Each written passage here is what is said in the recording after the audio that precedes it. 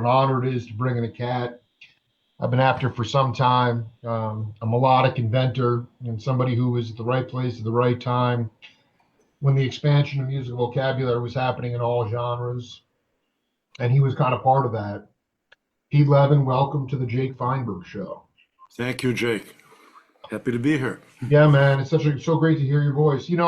I really did. I went back this morning and listened to my interview with your brother, and I I wanted you to talk about what you were getting off on about Oscar Pettiford, Julius Watkins, and Rouse. I mean, I have records with Watkins on them where he's playing French horn, and I mean it's so interesting because they're not traditional. That wasn't a traditional jazz instrument. I'm just curious Oh, about what you really dug about them, and even if you got to see them live there.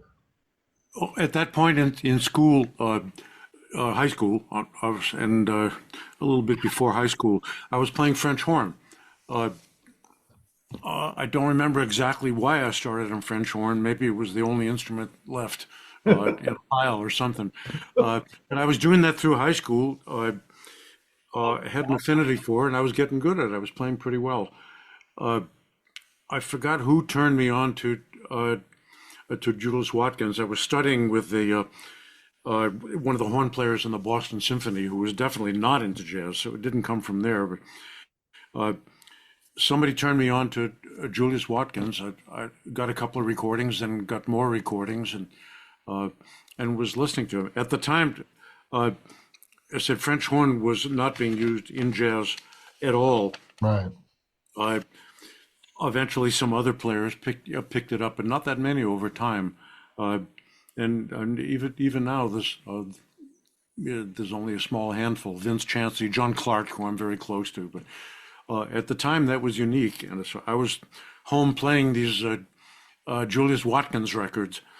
Uh, they were really Oscar Pettiford's quintets. And meanwhile, my kid brother, who didn't care at all about French horn, he heard the bass player, and he got attracted to that. And Tony, as he told you, and I know he said in many interviews that he credits Oscar Pettiford as one of his influences, people who got him into playing the bass initially. So, You can you talk about that generation uh, of players? I mean, some of those cats, Pettiford, Wilbur Ware, Mengus, I mean, they were cutting through and playing more, I would say, spiritual, cultural music, music of the expression of their people, as opposed to, you know, big band or even bebop. It just I'm not sure if there's really even a question here. It's just you are. I had a opportunity to interview Chuck Israels a couple times, and at one point in 1958, he was recording with Pete Seeger and John Coltrane in the studio. That's huh. mind blowing to me. And yet you were kind of, I mean, do you recall sort of going over to Club 47? I mean, there was this straddling I mean, there were no genres. You'd walk into a five and dime and there'd be a Blackwood Brothers record and, a Yeah, Dave Brubeck record. I mean, it yeah. was insane. And I just want you to paint that picture of being in that Duke Ellington school of it's all music, and then the subjective part is either it's good or bad. Well, you're right that there wasn't a question in there. That maybe 10 questions. You get Going, the this is just riff away, man. You riff any way you going want. back, yeah, Oscar was uh, yeah, of course, he was a product of bebop. He was playing straight ahead. That whole group of players, uh, the the racial biases in this country were very strong back then. Combined with issues of like in New York City, you couldn't play in New York City anywhere if you had any kind of a record of drug use, which could be just smoking a joint, which Smoking. Yeah, no. Stan Getz had his cabaret card revoked. Yeah. yeah, yeah, the cabaret card, of course. So a lot of these musicians in Oscar's circle ended up in Europe. There were big jazz communities in Paris, in Denmark, probably in England too, but Europe especially. where black musicians could work a lot, and audiences were very receptive to it. Uh, Here, the audiences, I think, were more into dancing. Black music was something that you could dance to. It wasn't that you sat and listened to, with the exceptions of some of the big bands. But even then, were the big bands, Basie, Ellington. They traveled. They were on the road. They Sure. played for dancing. Uh, uh, so as again, all these musicians. Like Charlie Rouse, Julius Watkins, Kenny Clark, and Oscar Pettiford ended up living and working in Europe. Johnny And, Griffin, Eric Dolphy, all those cats. Yeah, oh, man. it's a long list. And Yeah. Eric, obviously, when he got more experimental, uh, well, I don't know, it's tongue in cheek, but he was lucky to work anywhere. But I, No, that's but a whole other subject, right? I love this, man. but Yeah. again, going back to the 50s, uh, Oscar Pettiford, as a leader, was in some ways an innovator for the bands he put together, the music he did. It doesn't sound progressive at all, by today's standards, or even by the 70s or 80s, uh, but it was then. Uh, Oscar was experimenting with playing jazz cello. Uh, I don't recall if he used a bow with it. I think mostly pizzicato, Wow. essentially the Wow. way he played bass. Uh, uh, and he actually tried in the studio when he was making studio recordings. He would leave an opening and then come back and overdub a cello solo. Now this is back in the 50s. That was That way is ahead of his in, time. dude. I just got goosebumps, man. That is because you know who loved him was, I mean, not that it was, and I've been doing a potential. This thing's never gotten off the ground, but I did about 4 dozen audio interviews for a potential Stan Getz documentary. Stan Getz' number one cat was Oscar Pettiford, man. He loved him. Wow. Oh Yeah, yeah, yeah, many people did. It's easy to forget because you look at all these European recordings, that never sold very big. that's The right. band never got to this country, or maybe they would have a little bit. Uh, it's easy to overlook the fact that Oscar was, just as a bass player, as a sideman, was very much in demand. He played with everybody, uh, and his influence is spread over a wide variety of musicians, not just bass players. But uh, Stan, one of my favorite tenor players. Not surprised that he had big respect for Oscar. I mean, just it was like he was the go-to.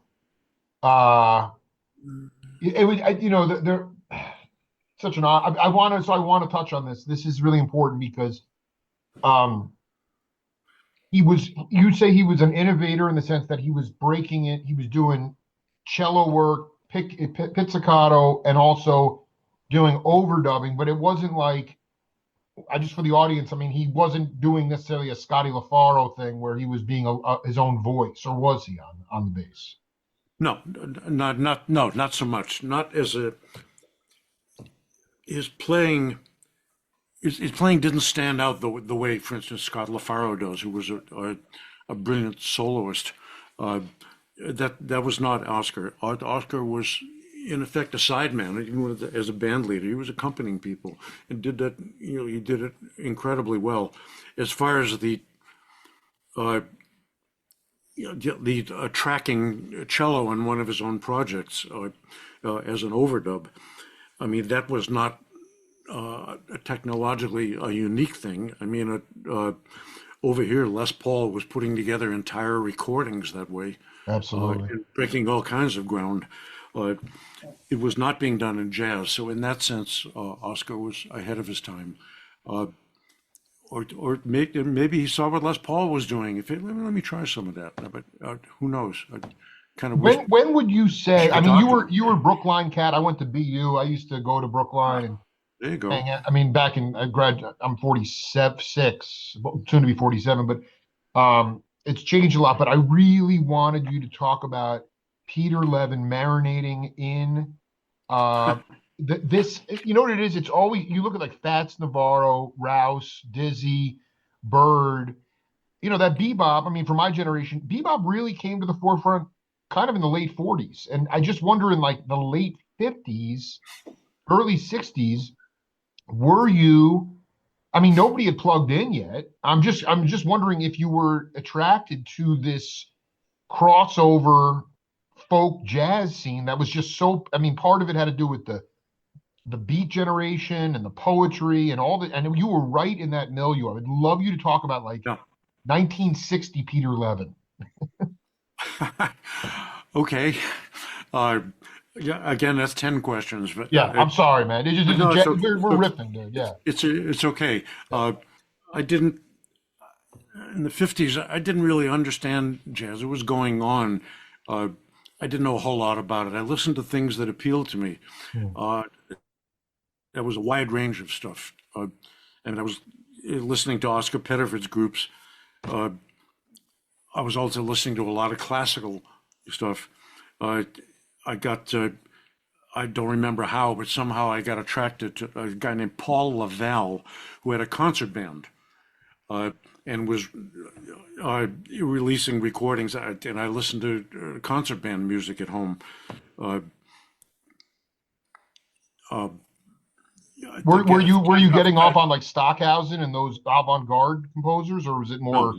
not yet. I had Got no it. clue. Yeah. I, that wasn't far ahead Mhm. yet for me. I did a couple of I years know you later. did. No, I know Uh, you did. but it's a I was very eclectic what I was listening to at home. But I was playing French horn in high school, so Julius, of course, appealed to me. Uh, when I started at BU was in September 1959. Wow. You went to Yamano. BU. That's dude. We're alumni. I love it, man. Oh yeah. Uh, uh, during the 50s, a lot of it being inspired by what Miles Davis was doing, but a lot of jazz was moving out of bebop and into the cool jazz era, uh, and it kind of went in a lot of different directions in the early '60s. That's when Dave Brubeck you came in and hit big. Uh, you could in this early maybe 63, 62. I'm not good at years, but somewhere right in there, you could walk into a diner and they had, the jukebox had remote controls at all the tables, and you could put money in there and pick songs. And Take Five was in jukeboxes Wow. I mean, that's uh, and so Horace Silver was in in the jukebox. 60s. Yeah, this is insane. Yeah. Yeah. I mean, go figure. But at, It was at popular that point, music, right? I mean, that was popular. it Yeah. was, and it was an era where popular music would kind of wiggle around and say, "Whoa, that's cool, good groove. We'll play that." That doesn't work anymore, obviously, but that's my head kind of changed through those periods. And I started playing jazz French horn, which I certainly wasn't able to in high school. Wow. Uh, and it morphed into a lot of things. And I got out of BU and decided I hadn't had enough training in music and was missing something, and I moved to Manhattan, and that was it. Well, let's go back for a second here. Like, this is really amazing. I remember you talked to. I just had a chance to interview, and he's still kicking and doing great. Jack Peterson, who was in about 62. Do you know that name, by the way? It's familiar, but I Yeah, don't know him. he went up to a Stan Kenton music camp and was approached by the head of Berkeley in like 62. He was from Wow. Denton, Texas, and they said, "Hey, Jack, they saw him. He was working with the younger students, and he said, do you want to actually like put together a guitar curriculum for Berkeley?" They had nothing, and so he went up there, and his first students were, Abercrombie and Mick Goodrick and all these cats, and I just wonder, Berkeley gets all the attention. Mark Levine, the late great pianist, trombone player, he would just show up at Jackie Byard's apartment for lessons. He didn't even go to Berkeley. What was the music school? Was there any jazz program at BU, or you felt like No. that was what you were lacking? Is that language of jazz at BU? Well, in that there were uh, uh, several musicians who were at BU with me who were interested in jazz, and we put together little jazz groups. Uh, I don't know how good we were. Okay, okay. I started. I had been studying piano for years, not intensely. I started hooking up with some teachers at BU, which I was doing on the side. I was not a piano major. I was a French horn, well, actually, a music education major, but Hmm. French horn was my major instrument. So I started playing a little jazz piano and with some other friends. We got out and we did gigs, any place, anything we could find just to play. We were all big Brubeck fans. We'd take five, climbing the charts in diners. Uh, uh, Part of the fun of playing a jazz gig, we just did standards. No, we weren't writing any original music, but you could take any standards, waltzes, anything that was in 3/4, and we'd play it in five, just to do it. It Right, that was wasn't that very hard. hip. I dig, man. Yeah, I It was dig. pretty stupid, but No, and the people listening to us didn't know or care. But it was fun. That for us, that was being progressive. Uh, it wasn't, but we it was fun. And that was about the only jazz I did back then. Boston is and always has been a great music town. Uh, there are more opportunities in New York, which is and a broader range of high-end schools, which is why I moved. But there was a lot going on in Boston to do, to listen to. Uh, Gil Evans or Scott LaFaro, I heard them live in are you clubs. kidding? Oh, at Storyville or where? Uh, it was Storyville. Or maybe Lenny's on the Turnpike or something. Liz, I don't think Bill didn't play there. Uh, Dude, here, Lenny's. I remember Lenny's was an organ player, a local organ player, Joe Bucci. Oh my God, I've never heard that name before. It's way before your time, brother. Remember, you're talking to an old guy here. No, no, Uh, no. This is where I, this is exactly the. I mean, the late. So Ju- you saw Bill. Ju- You remember you saw Bill and Scott in Cambridge or Boston? oh yeah, no, in Boston. Uh, oh man, It's okay, okay. I have senior citizen moments, and my Okay, it's fine. But memory. the point is, you saw you because I I mean, when I saw Bill. Got to chat with him between sets, not about anything heavy. I wish I'd taken better advantages I don't of know if he was in the those mood. I moments, mean, but I didn't. Joe Bucci yeah, was an organ player, and he played duo. He played just with a drummer, I loved and it. That was so I hip think at that time, man. I loved and it. I believe he had a steady gig at Lenny's, and his thing was he played only arrangements of music and pieces that I'm sorry, that the Count Basie band did. So this was a guy, it was an Italian guy slamming out Basie arrangements, big band arrangements on a Hammond organ. You're playing bass with his feet, I mean, this is and, so and a drummer bombastic. slamming It's around behind him. unbelievable, dude. And he had a couple of albums out at the time. If they're even locatable now, I doubt it. Maybe on eBay. Yeah. I've never heard anybody else do that. I tried to do that with a couple of groups that I put together, and the other guys just kind of scowled at me. Yeah, do we have to do this? Uh, it was just a thing. But that's the kind of thing that was going on in Boston, where going to a club, be sitting in the front row watching Candido burn it out. Uh, I mean, stuff like that. It was a great place to grow up. And Berkeley was more in its infancy than uh, a lot of. I knew a lot of people going to Berkeley, but remember, I was playing classical French horn, and I thought that's where I was going to go. Uh, so Berkeley had no interest to me except for people I know who were going there. Uh, the difference, as you were saying, they had no guitar program. Now probably one out of three students there is playing guitar, and Well, I mean how that and that to me that opened this There was nothing was codified. There was no curriculums. Everybody has a book out now. To me, Jack is just this classic dude. He's still eating cheeseburgers down in Texas. I mean, was playing. I mean, back in the day, it was if he was at a high school dance, they'd say, if they wanted the students to dance, they'd say, yo, play something jazzy. There was no Yeah. word for jazz or whatever that became. And I just, this is more of a theory-based question, but when you saw Bill and LaFaro, I don't know, I guess Paul Motion was on drums maybe. But I when I go back and listen to that Village Vanguard 61 on analog, I mean, obviously everybody knows that, but I could throw in side A and side B over and over again, and they never play, it's crazy. They never play the same song the same way once.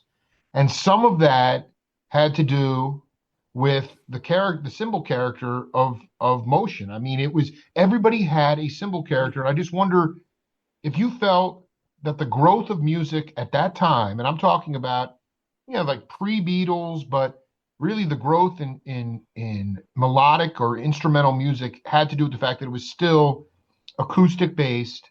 And like you said, the drummers had to have true characters on their ride cymbal.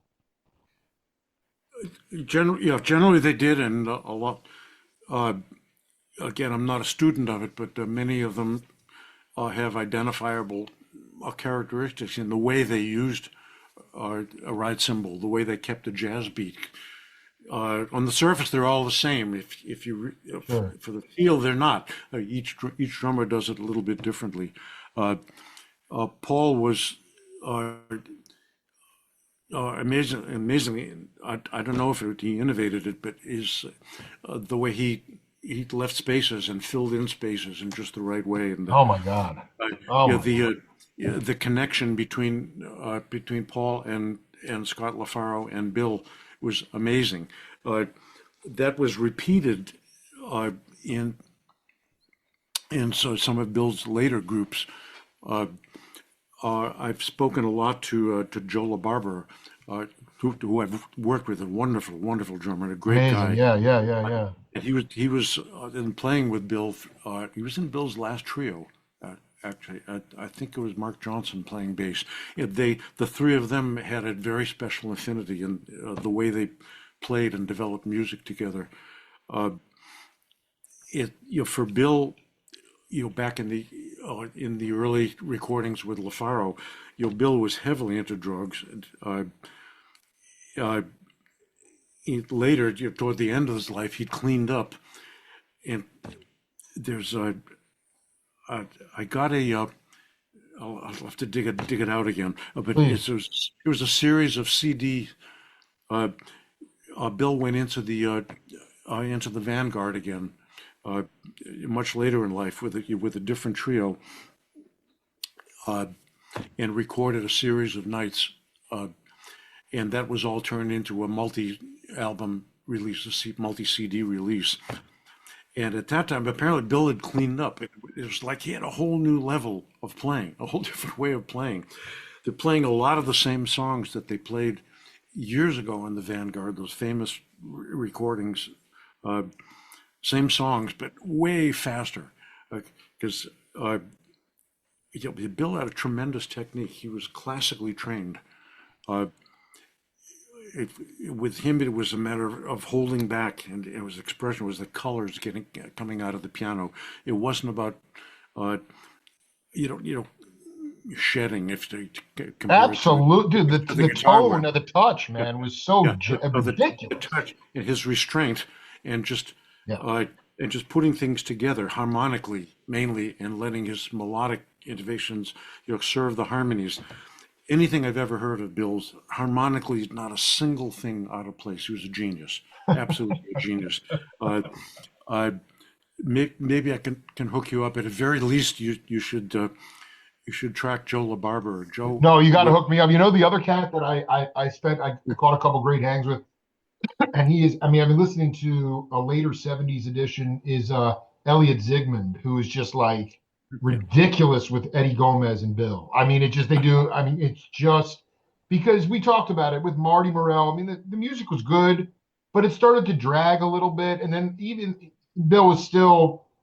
I'm not an aficionado, but the music perked up again in the late set with Eddie and Zig.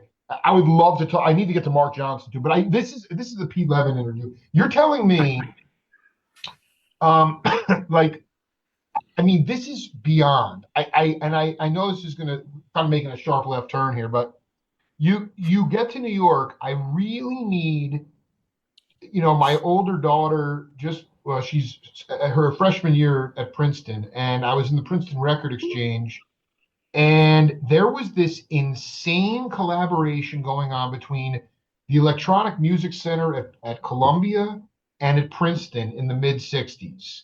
And I have to believe that you were very much into Subotnick, into the synthetic, the early computer music. And I wanted you to talk a little bit about, I mean, yeah, I'm sure you were going to Smalls or maybe going to Harlem or maybe, I don't know, but Sure. can you please talk about that? Because this album, and the guy's name is escaping me. I'll look it up, but there's this like 3 LP set that I bought at Princeton Record Exchange from 1970, but I think this stuff was recorded in 65.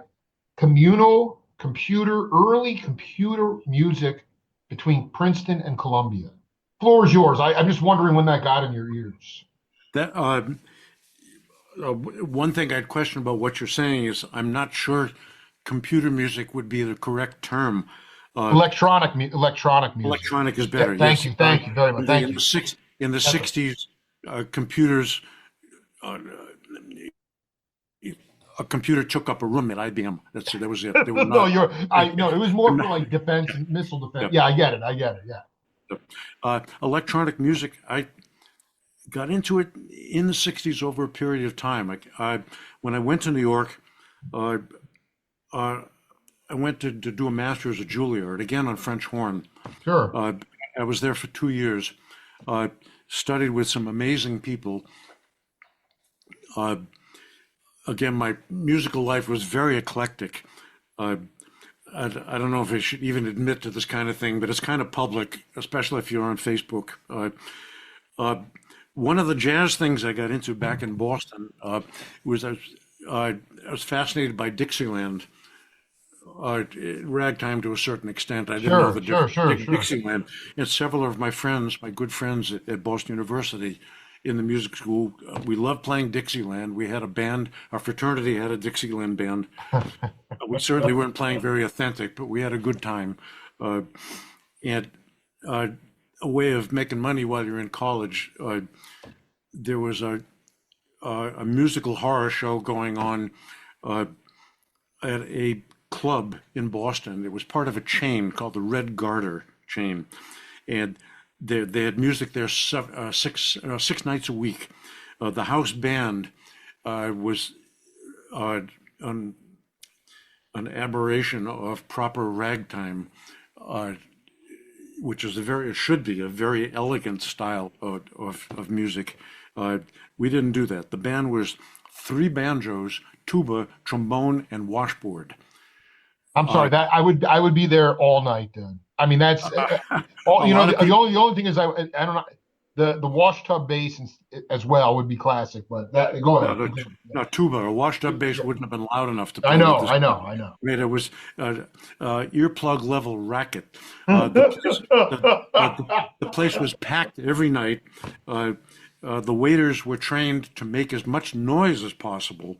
Uh, uh, they would beer in pitchers and peanuts in the shells, and you cracked the peanuts and ate the peanuts at the table, and very carefully would put the shells in a little pile on the table, and the waiters would come along and just uh, shovel the shells onto the floor, and the floor would be a mess of like an inch deep in peanut shells by the This is on end of the night. Was that Commonwealth Avenue? Where was this exactly?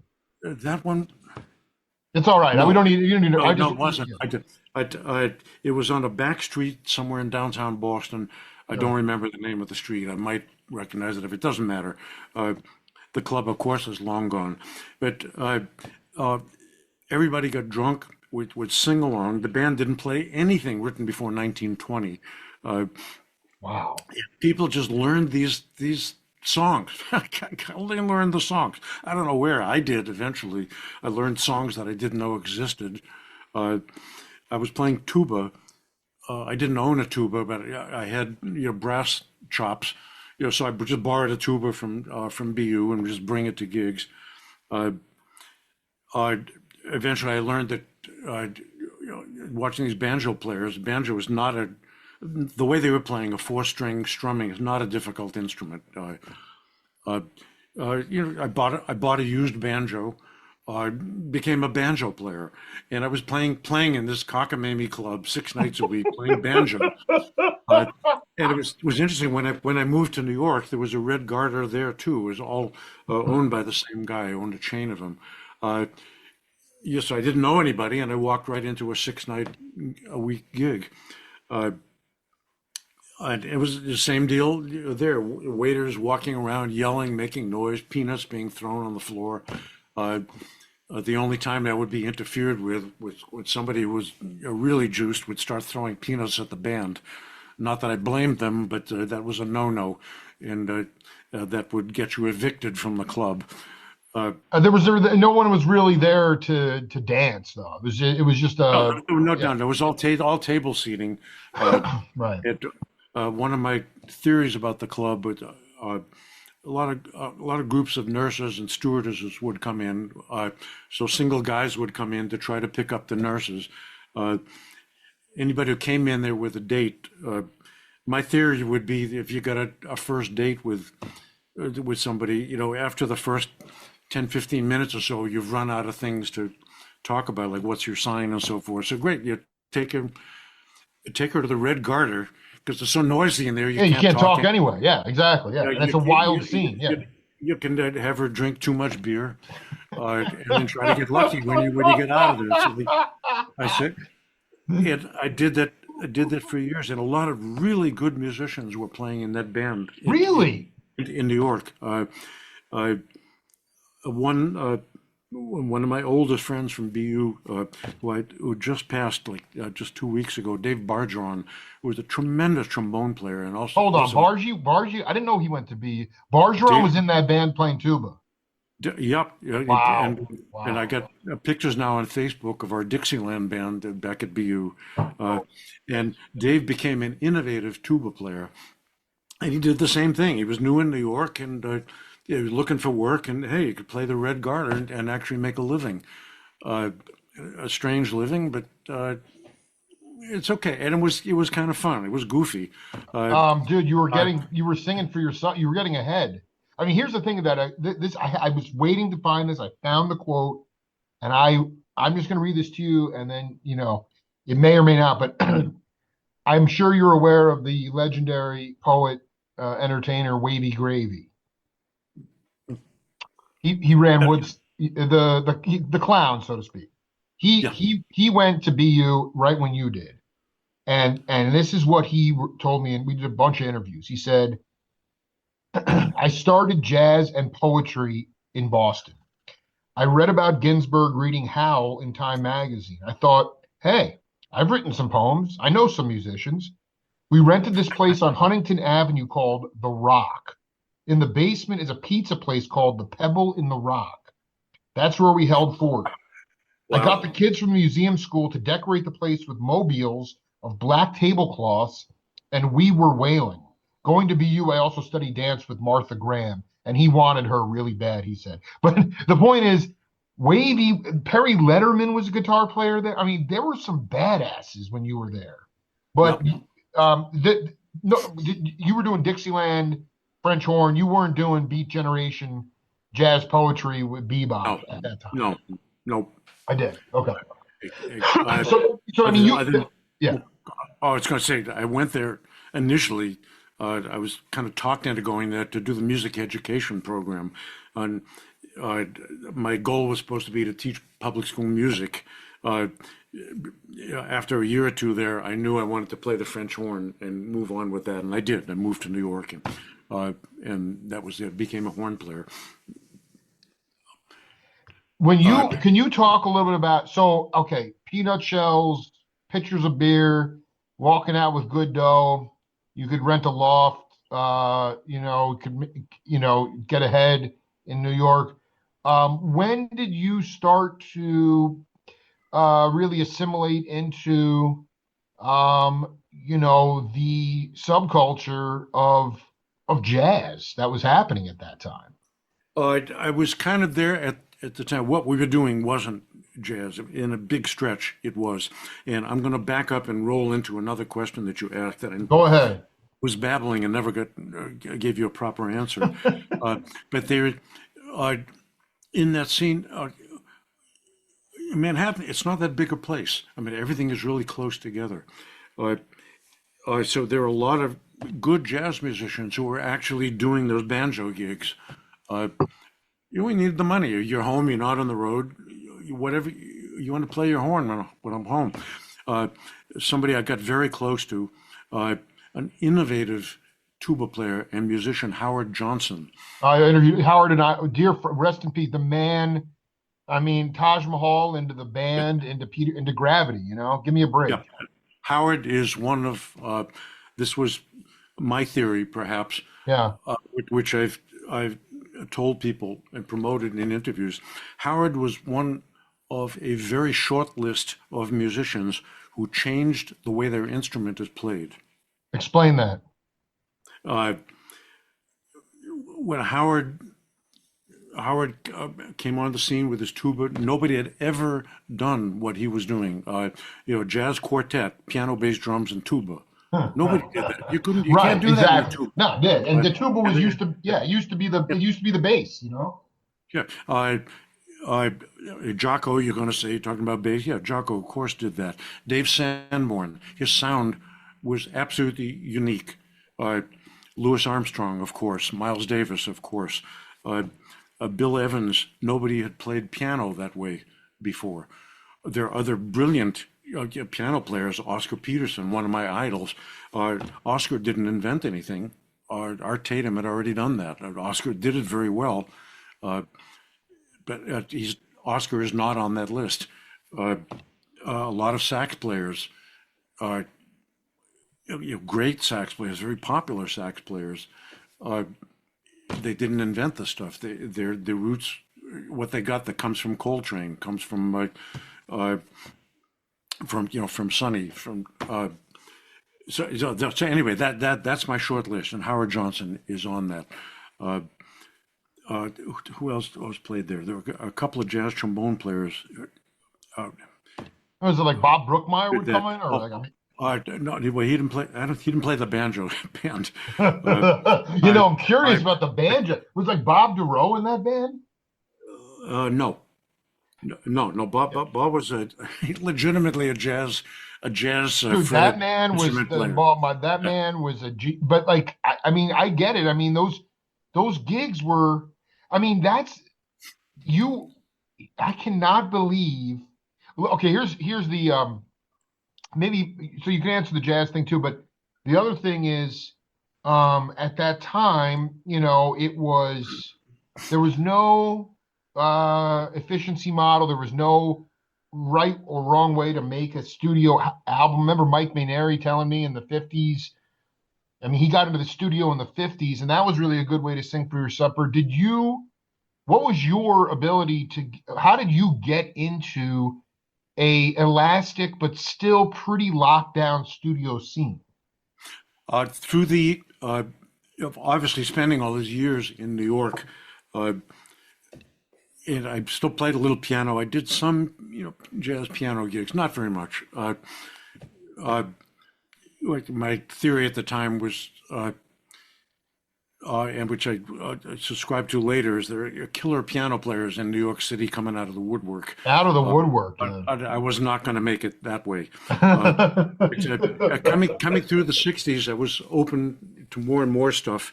By the early '70s, '71 maybe, I was already doing a fair amount of studio work on French horn. Uh, Yeah, uh, that's your and angle it was right there, because nobody, what? I mean, what Julius I mean, was, I'm not talking about jazz recording. About anything. sure. Your promo, radio Yeah, promo, Suds and Duds films, commercials. Yeah, I did. your Yeah. films, albums, or orchestral stuff, some jazz, not that much, jingles, uh, which uh, means you're in and out of the studio in 20 minutes. You recorded a 30-second and a 60-second version of whatever toilet bowl cleaner they were selling that morning. Uh, but also through the late 60s and into the 70s, I was listening to more and more electronic music, which is what you asked me about Yes. before. It was all classical. Uh, uh, uh, oh man, Yeah, I know this is stretching you out, but I mean, this is senior really moment. important. I Subotnick? remember, I remember Hank Badings. Uh, I had some of his recordings. Still got the vinyl ones around somewhere. Oh, Also, man, what? at the I've never heard of that cat. he wasn't. Well, he didn't have any hits. Let me put it that way. But he was making some amazing electronic music with all kinds of equipment in the studio, not computers. We couldn't use them then. Synthesizers. I don't think the word had come into play yet. Uh, uh, Gershon Kingsley. What Uh, about Milton doing, Babbitt? I probably heard some of his stuff. I can't remember it I mean, I'm specific. just looking here at this But this Columbia Princeton Electronic Music Center in '64, and Babbitt did composition for synthesizer on 10-minute track. yeah, yeah. Anyway, So yeah. I also in the late '60s, uh, I was doing a lot of recording at a production company in Connecticut. I also had a recording studio, and I was doing some producing for them. Some I hate to call them pop bands, but they were more folk rock pop albums that I produced, and those bands released. Uh, I had access to the studio, and I started experimenting in the studio, Oh my God, uh, I need make, video and make, pictures of this stuff, dude. This is making my electronic use was maybe taking some of the electric keyboards in the studio. There was one. I can't remember the manufacturer. It was an electric harpsichord, uh, and I would take the thing and run it through, uh, you effects, choruses, echo units, and yes, yes. record it that way.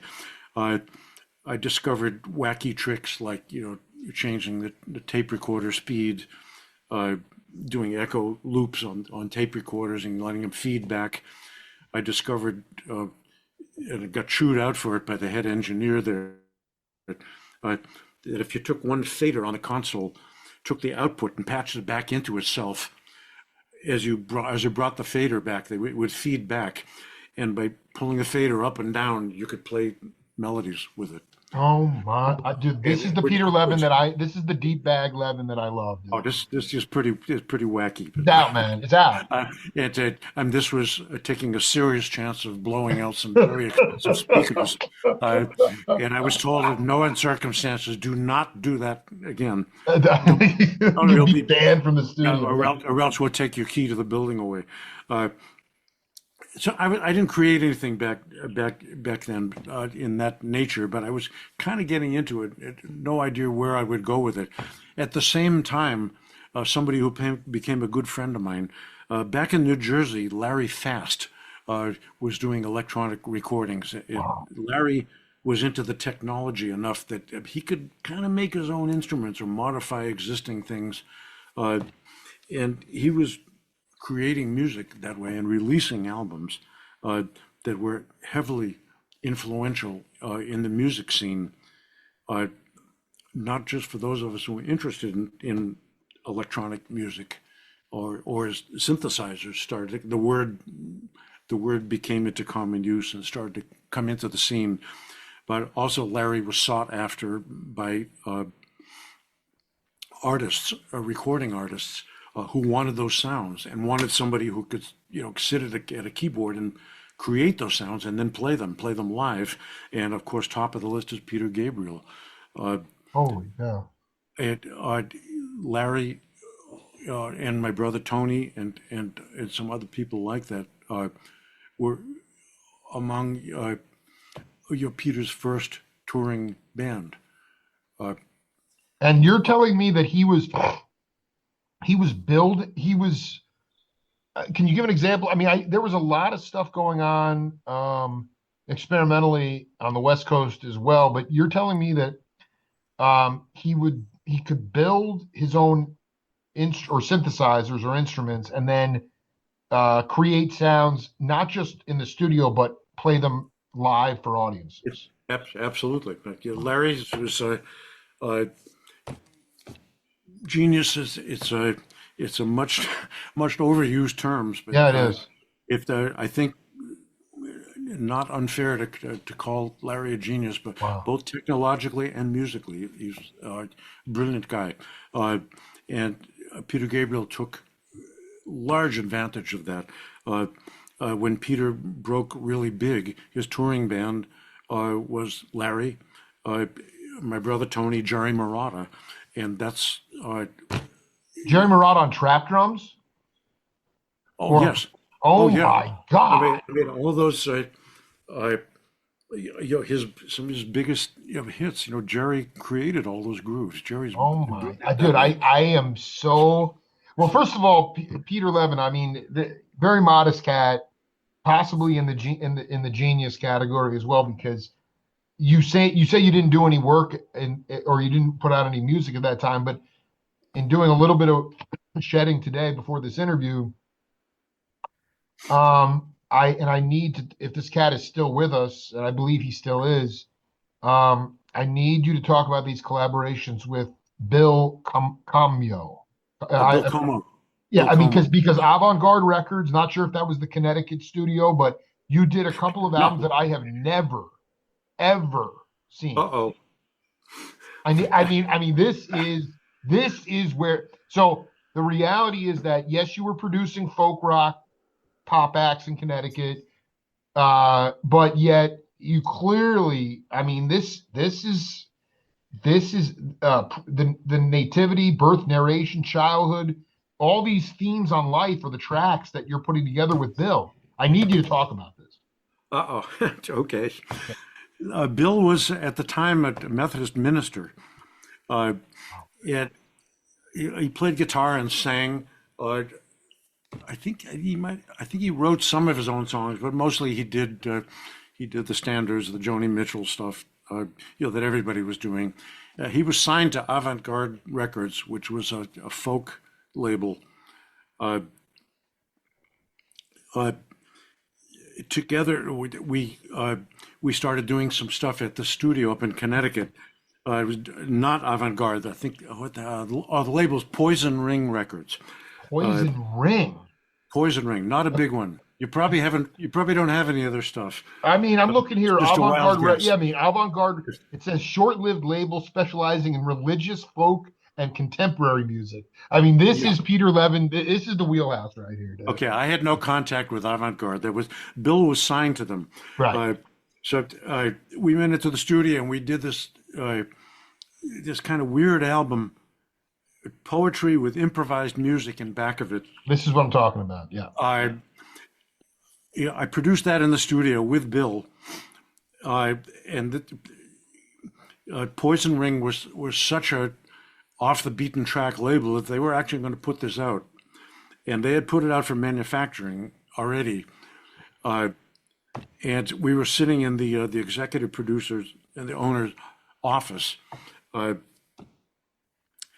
it just Bill and I, Doc Cavalier was his name. Yeah, again, he's long gone, but and we were just chatting, and Bill just in conversation mentioned his contract with Avant-Garde, and that stopped the conversation cold. And Doc kind of looked at him and said, I'm sorry, you're signed to another label?" And Bill said, "Yeah, is that okay?" And Doc kind of, closed his jaw and said, "Okay, who should I talk to down there?" And right in front of us had to make the call, where he had to give up the album. He had to give it to Avant-Garde. So So that is an amazing. That is, and I want to be clear. Were you going to his church? How did you guys connect Oh originally? no! I knew he lived locally, and he was performing a lot in the local coffee house folk scenes. And I just had friends. I didn't do that I want to be clear though. This was in Massachusetts. in Connecticut. In Connecticut. Yeah, So but you didn't live in Connecticut when you moved to New York, did you? I did. Yeah. Uh, I finished Juilliard and then moved to Western Connecticut. Uh, and Yeah, like that's when I-84, that kind of area. Yeah. no, way before that. This is Wait, yeah. 69, No, 70. Interstate 84, that border Oh, on the, yes, yeah, yeah, of course. Uh, and I was commuting into New York uh, for work, for sessions. wow. Uh, uh, Eventually, that just got too difficult. And eventually, I started getting jazz gigs.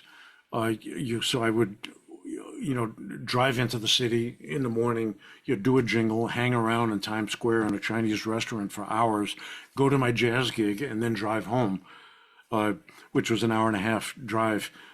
And as I got busier, I can't keep this up, and I rented an apartment in Manhattan and eventually bought one and moved This there. is so, wait, hold on. You're blowing my mind right now. No, no, but this You is need to tell me. I know you weren't playing the five spot opposite Monk, but where, I mean, I do know that, I'll have to look it up, but I mean, like you said, the ridiculous amount of piano players, but I need to know who you were playing trio gigs or jazz gigs with. uh, back at that time. Like Honestly, I Jake don't. Hanna or Glenn No, Moore or Dick no, Burke. honestly, I don't remember. They would have been Really? very low level gigs. Not the kind of thing that you'd buy a ticket to go see. So I mean, At, were you playing? at the They time, weren't loft sessions though. They were like real gigs. actually, what? No, yeah, I, I, at the time, again, coming out of the '60s, I was still listening to electronic music, Right. discovering synthesizers, and I was doing uh, some sessions at a couple of places that had Moog synthesizers, the big modular jobs, uh, Yes. which only a business could afford those things. Walter Sears' studio had one. Uh, there was a production house uh, run by a guy named Dick Lavsky, uh, and an old friend of mine, actually from Boston University, was working there as an engineer. Uh, and I could, after hours, go in there and mess with the modular Moog synthesizer, and I learned how to use it. Uh, it was kind of graphic. It was actually wasn't that hard to do. It was these are really early days. You could only play one note at a time. Uh, Hmm. it Somewhere around there, one of my banjo gigs or my hanging out with Howard Johnson. Howard had been playing with Gil Evans for a long time. Was on some of his classic recordings. Uh, Again, bringing his innovative tuba work into what Gil loved. Uh, Going way back, Gil loved using musicians who kind of had their own thing going on their instrument. He wanted to see what they could add to what he was doing. It it was early on 1973. I think I was in between sessions. I was back in my apartment, and I got a call from Howard. It was a Tuesday night, uh, 1973. I don't remember the month, but I know it was a Tuesday night because Gil's band was booked in the Village Vanguard for Tuesday through Sunday night for that week, and this was late Tuesday afternoon. And Howard called me. He said, "Pete, what are you doing?" I said, "Well, nothing. I was just looking through the cupboard thinking about dinner." He said, "Get your horn, get over to the Vanguard Damn. now." Damn. Uh, and I said, "Okay." I grabbed my horn, hopped in a cab, got over to the Vanguard.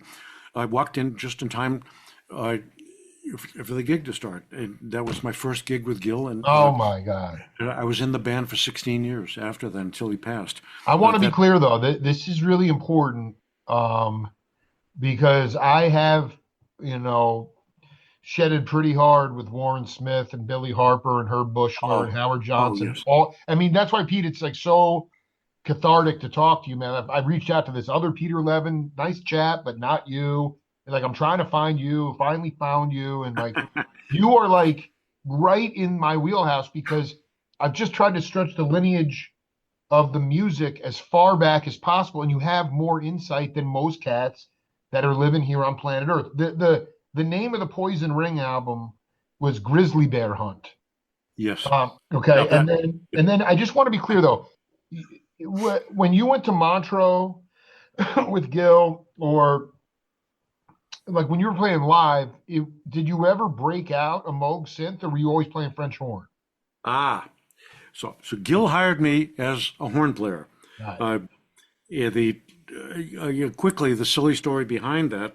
Uh, they the seventies was a good decade for musicians. Everybody was working. Insane I mean, decade. Broadway was roaring. Uh, jazz was roaring. Albums coming out. People labels were spending a lot of money to make recordings. It was great. It was a great era. Musically, it sucked because disco was taking over everything.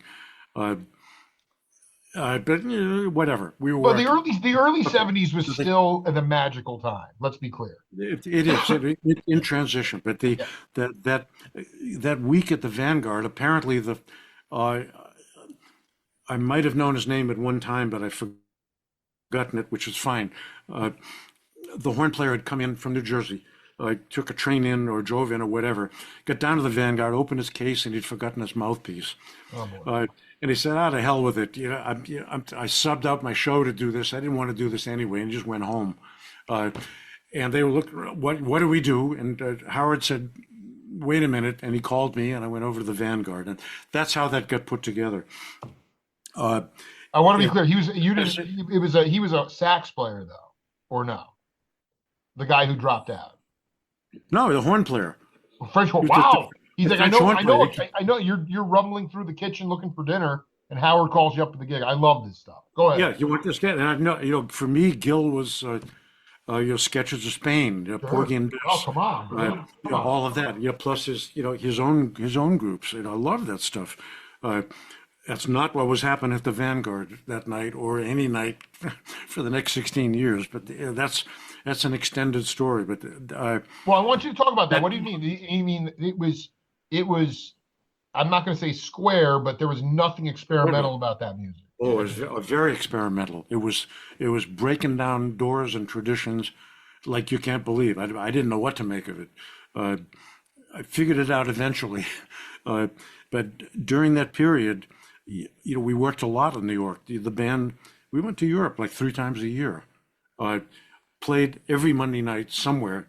Eventually at Sweet Basil in Right. Greenwich Village, every Monday night for years. Right. Uh, uh, and in 1974, the Mini Moog came on the scene. That if my own list of instruments that changed the music business. The Mini Moog is one of those. It was the first good synthesizer that was uh, readily available and affordable. Affordable being like $1,900, which was a lot in the early '70s. That's like Yeah, but also it was like I also want to be clear. I feel like Jan Hammer was breaking that out in like '71. it Like may with have been. Mahavish. It was early Oh yeah, '70s. it, Yeah. it was all kind of happening at the same time. This is when Yeah. I was able uh, to get a hold of a Mini Moog, Right. uh, and I started doing sessions on it. Just let people know I have it, and I was willing to haul it to short sessions, which could be uh, well the jingles that I mentioned before. Again, with Star Wars was also happening, by in the mid '70s, which meant a jingle. Uh, it might be a disco groove, uh, which meant two drummers, one guy only playing hi-hat, the other playing the kit. Tom Right. toms, Yeah, but they galactic need, suit. Yeah. Oh, I yeah, but, love but it. Yeah. yeah, but they would need electronic tom toms, which those guys didn't have yet. The studios didn't have them yet, so they'd bring me in, and me on cue would go do do do do do do.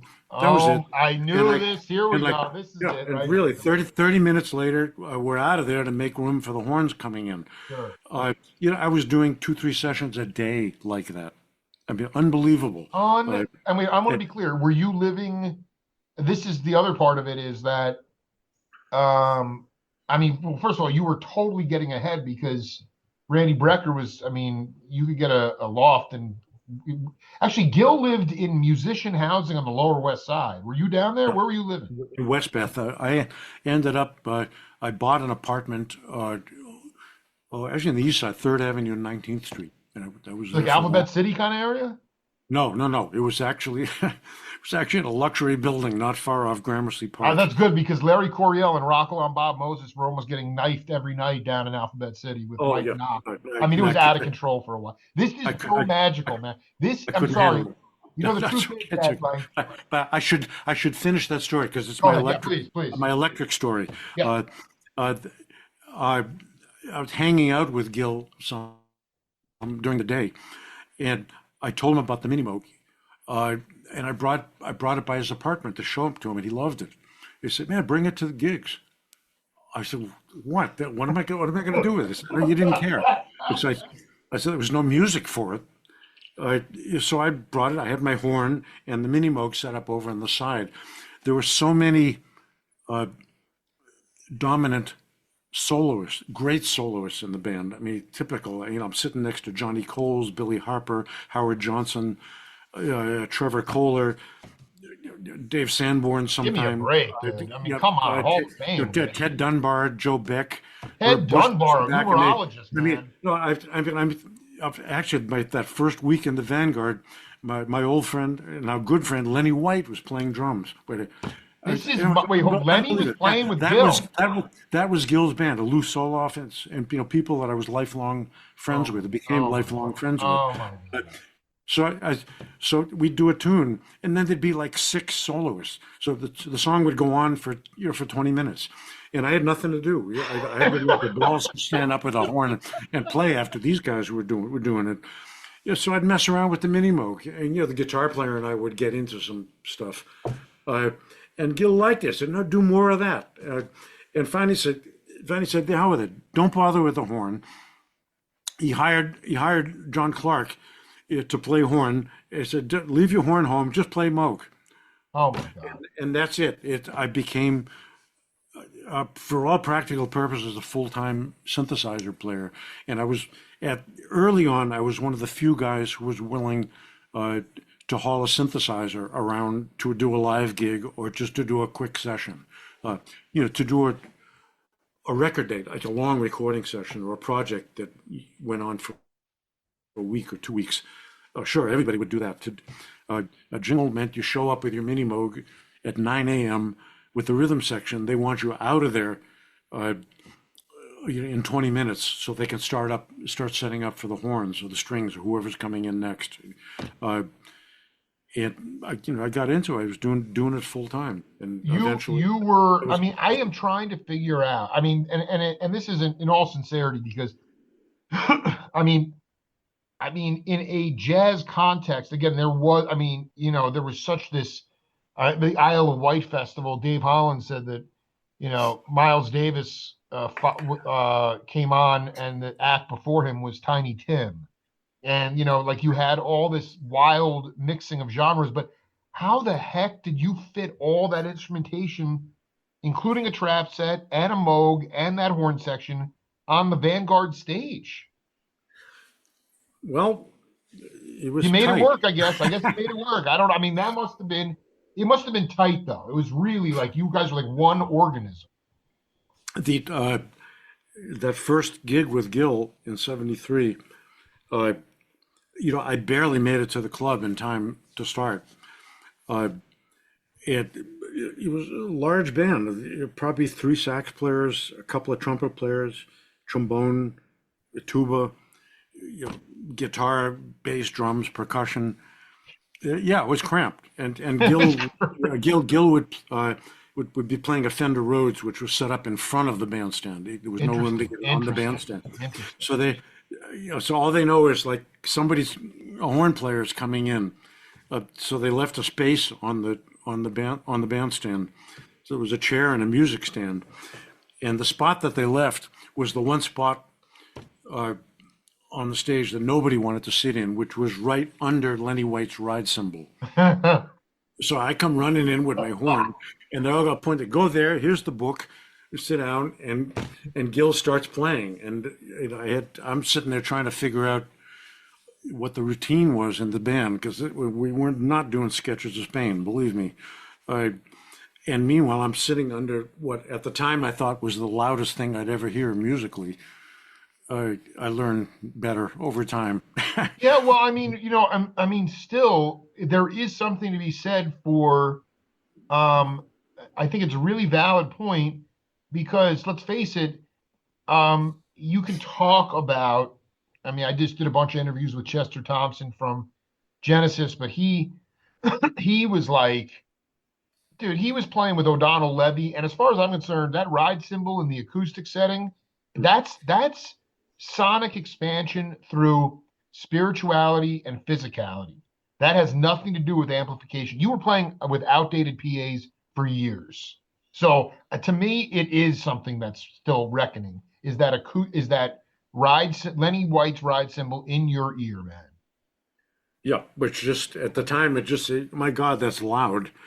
Uh, it's long before I learned to travel with earplugs, always, Did because you did because you you have a never know. chance to just because I know Lenny was part of this incredible, and you were on the East Side, but you were definitely in New York.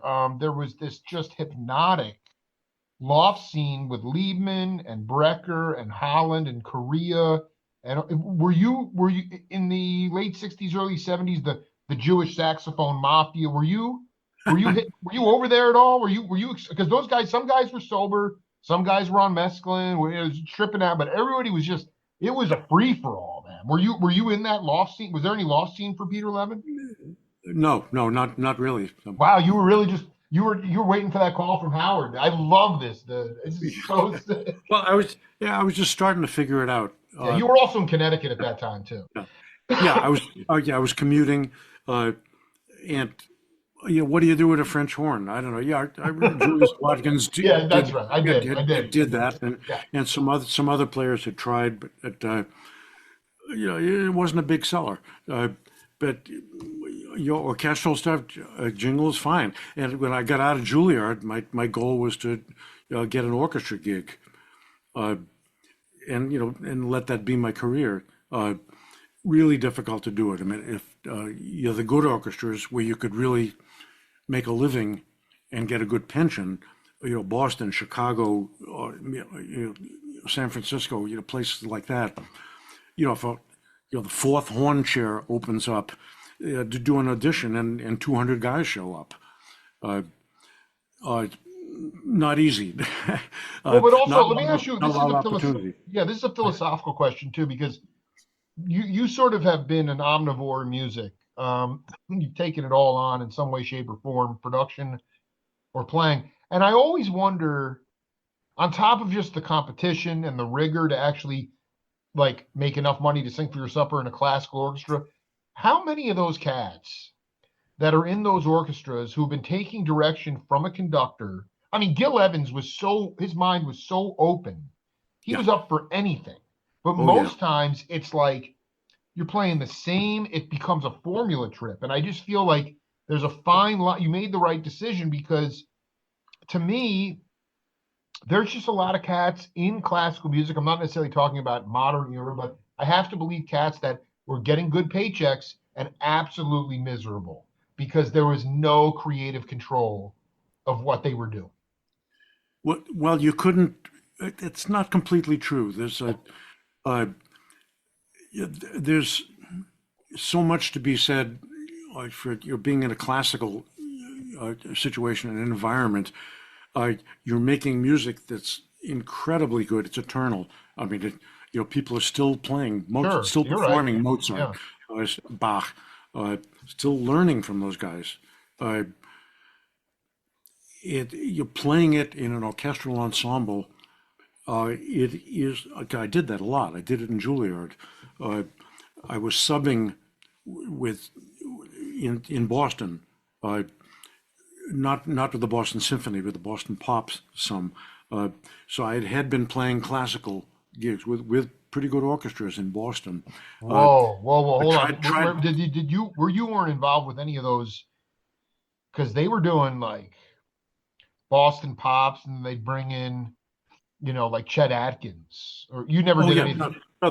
the pops at the time that was, yeah, that was the best gig in town. Holy All right, shit. because you get to, uh, but most of the players in it were members of the Boston Symphony, and they did the pops in the symphony's off season. The first chair players didn't do that; they thought it was beneath them. Uh, because the pops they're a little bit wacky, and they would do unusual concerts like bring in Chet Atkins or Woody Guthrie or whoever. Right. I And love that. Yeah. but it was great. It was really great, and Arthur Fiedler, it was all about. Right. He was a performer. He was colorful. He was like he couldn't conduct. You couldn't watch him and play without screwing up. Uh, uh, but they didn't, and it was way looser than the Boston Symphony. The Boston Symphony under Fritz Reiner. I mean, I never played with him, but my horn teacher at the time uh, was was with the Boston Symphony, and I got to go to some rehearsals and stuff with it. And man, that was like he was a scary mother. I'm not sure what I can say on your program or not. Yeah, no, I I mean, did. yeah, It's you did. you You, didn't want to. Yeah, you were just there. Yeah. no, you didn't want at the same guys. Then when the pop season hit, I said, "Whew, wow!" It was like it was like the door opened up and the sunshine came through. Uh, Yeah, let's have fun. and they could all a little bit crazy, and they were all I don't know, heavy drinkers, but uh, there was a bar, a big bar across the street from Boston Symphony Hall, the Lobster Claw, and all these guys would intermission. They'd all end up over there, and they come back for the second half, and the bass section would be feeling no pain. Uh, Feeling but no pain. Wait, did you ever get a chance to?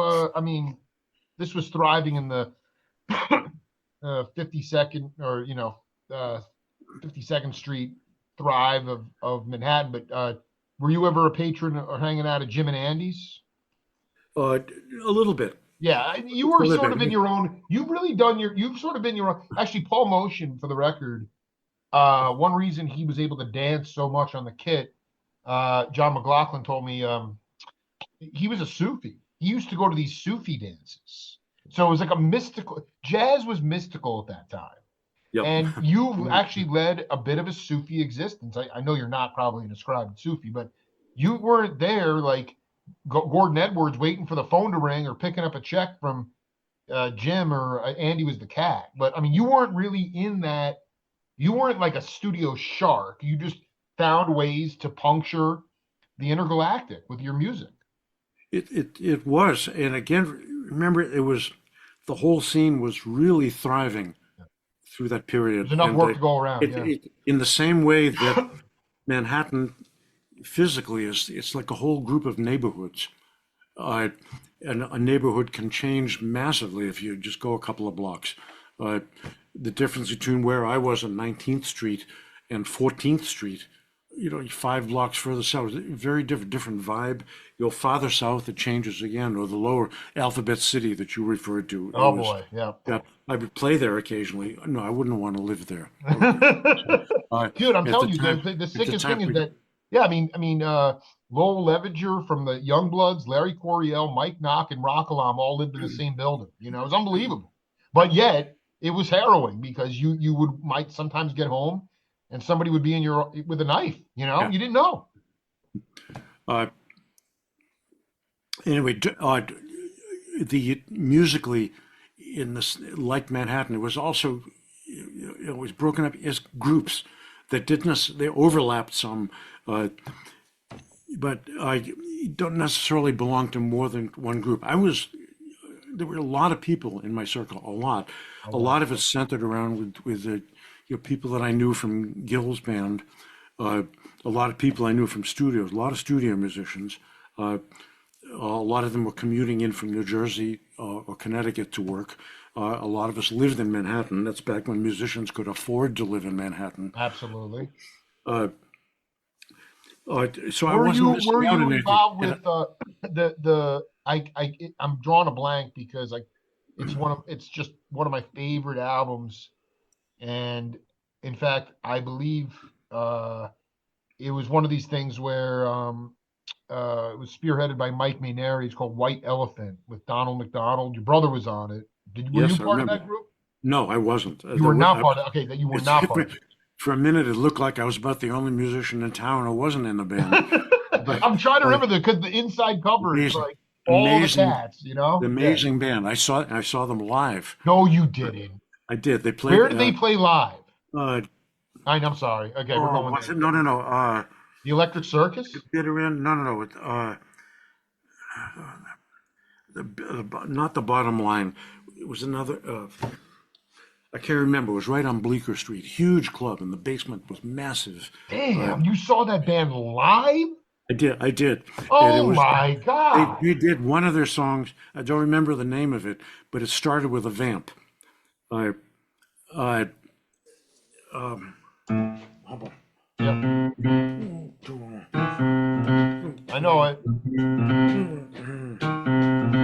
with a rock beat underneath it, and it would just go along, and eventually a vocal would come in and would turn into the piece.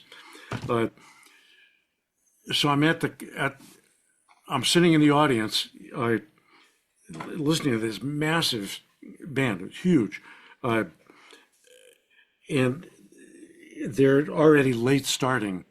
Uh, so they start this vamp, and that vamp just went on for, I don't know, 10 minutes, 15 minutes. Meanwhile, guys in the band, they're walking into the club with their cases, just stopping, talk to somebody, get a drink, go up to the bandstand, open the case, sit down, and join the vamp. This is going on for 15 minutes. Finally, there's a whole band, and Mike, kicks it in, and the song actually starts. Uh, Yeah, it was no, kind I'm of sorry. taking a page out of that James Brown book where you just get the get it cooking, and then all of a sudden you actually bust into the tune. Yeah, but this was just because guys hadn't shown up yet. Boy, that James would not have tolerated that. No, no, it was more like the idea of the vibe, getting the vibe together Yeah. while Donald would come. I mean, that's we're gonna have to do set two, man, because we've just been cooking for 90 minutes. I have to ask you about. I was going to say something. Yeah, no, I mean before I let you go on this one, I wanted to ask you about if you could just talk about your point of view in this day and age, what still inspires you on a daily basis musically?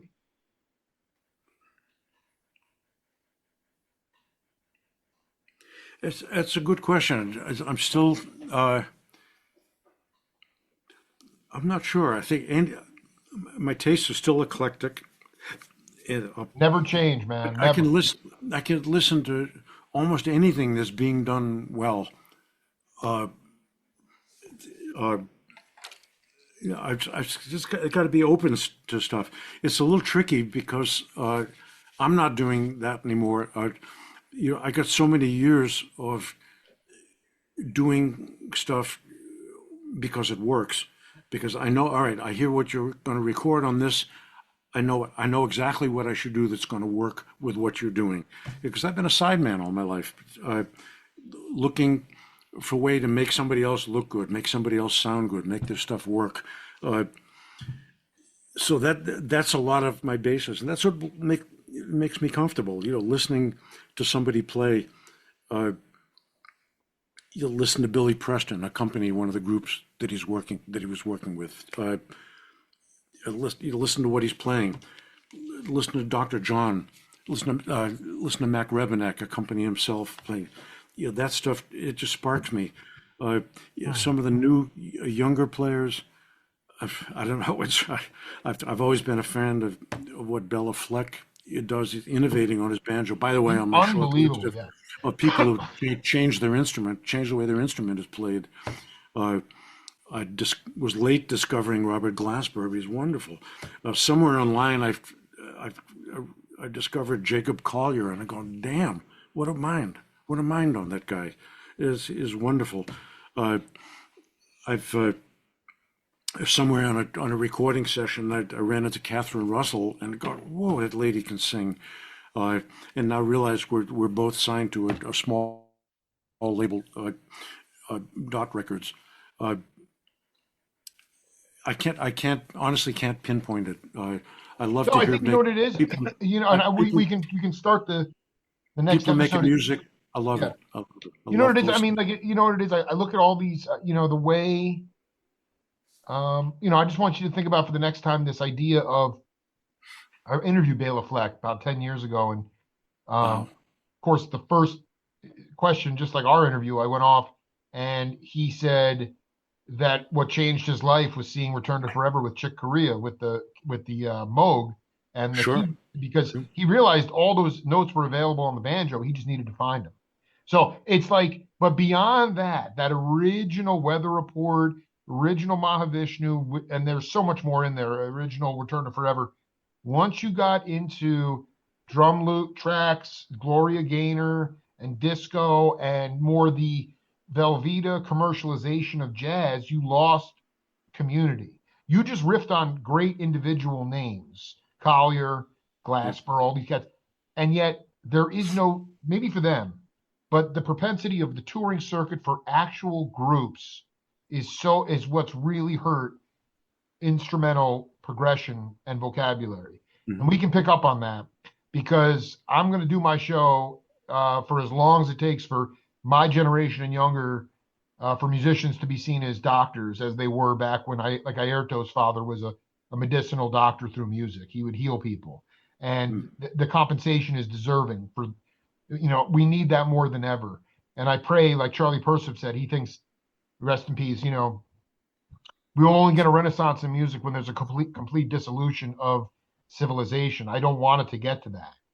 But you lived through some incredible times, Pete. And I got to tell you, this was a 5-star interview, one of my best in recent memory, man. I Oh can't man, thank thank you you, enough for thank that. you. I've been very lucky. I've been Yeah. very lucky, and it goes. We're talking about at this point just getting into late 70s, and I go pretty far beyond that. A lot of No, we're great gonna keep going, man. We're just getting stuff. cooking here, man. Uh-oh. Uh, Yo, you want to man, keep the great to length of hear this you, down? Pete. If you want to keep the length of this down, I got to slow down to the coffee in the morning. But No, you're doing great. No, I knew we were gonna listen. This has been a long time, but so all good things and all good time, man. I'll get this a copy of this to you later, and then we'll plan on doing set two in the near future. cool, that's good. All right, man. Yeah, much love. Take it easy. Jake, a lot of fun. Thank you for including me, and thank you for helping keep the music alive. You're You one of the got it, people that man. do that. So Be cool, baby. I'll talk to you soon. you too. Be well. Bye bye.